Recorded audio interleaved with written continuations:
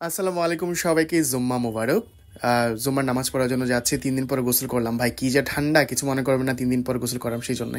এখন ব্যাপারটা হচ্ছে লিফটের চাপ দিয়ে দিলাম, ইফতারে দেখলাম যে সে মানে সোয়েটার চাদর কিছু না পরে চলে আসছিল, কারণ 3 দিন ধরে জ্বর। এই অবস্থায় থাকলে দেখা যাচ্ছে যে আরও জ্বর উঠে যাবে। ওপর থেকে আবার চাদর এনে পরাই দিলাম। এখন লিফটের মধ্যে ইফতিকে জিজ্ঞাসা করছিলাম যে নামাজ টামাজ ঠিকঠাকভাবে পড়ো। সে আমাকে এমনভাবে লজ্জা দিচ্ছে, বলো তুমি নামাজ পড়ো, তুমি তো নামাজই পড়ো না। ভাই আমি বললাম যা বলার বলছে, সে আর বলিস না, বেশি লাল হয়ে যাচ্ছি লজ্জায়। এভাবে মানুষ শুনতে পারলে মনে করবে যে আমি সত্যি নামাজ পড়ি না। আসলে নামাজ তো হচ্ছে লোক দেখানোর জিনিস না। লিফট থেকে বের হয়ে এখন বাইরে যাচ্ছি, যে দেখি ওয়েদারের কি অবস্থা। এত ঠান্ডা রে ভাই।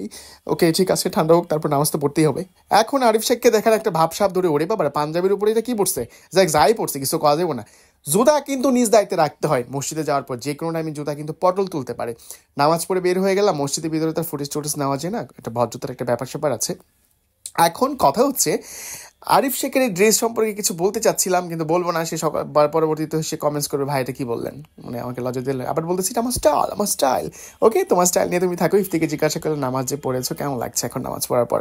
ইফতি বারবার বলছে মনটা সতেজ হয়ে গেল, মনে হচ্ছে শিশু সুবল একটা ব্যাপার স্যাপার। লিফটে ওঠার পরে যখন বাসায় যাচ্ছে, সে বলতেছে নামাজ টামাজ পড়ে আসলে নিচ থেকে তো তোমাকে কিছু খাওয়াইতে পারতা, কিছু খাওয়াও নাই। বললাম ঠিক আছে, খাওয়াই নাই। ওরে বাবা, যখন দেখলো ক্যামেরা ওপেন করতেছে, চুল টুল ঠিক করা শুরু করে দিল। এগুলা কি জানেন? এগুলোর নাম হচ্ছে টেরারিয়াম। এই যে এই জারগুলো দেখছেন কাচের, এগুলো হচ্ছে কারাবন থেকে কিনে আনছে বান্দর। আনার পরে এই যে মস টস গাছ টাছ কি যেন কি, এগুলো সংগ্রহ করছে হচ্ছে বিভিন্ন নার্সারি থেকে।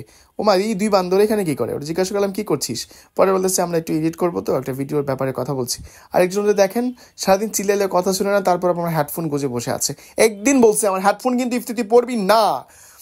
এখন এই যে আরিফকে দেখতে পাচ্ছেন, নিজের বাসা ছেড়ে আমার বাসা দখল করে বসে রয়েছে। যাই হোক, সারাটা দিন অনেক ভালো কাটুক সবার। এই ছোট্ট একটা ব্লগ, আমার কথাবার্তায় অনেকে কষ্ট পেতে পারেন, আমাকে সুন্দর দৃষ্টিতে দেখবেন। আর এই যে এই এই তোরা কই রে, একটু টাটা টাটা বলে দে। টাটা বল, হাই টাটা বল, বল টাটা টাটা, তুই বল টাটা।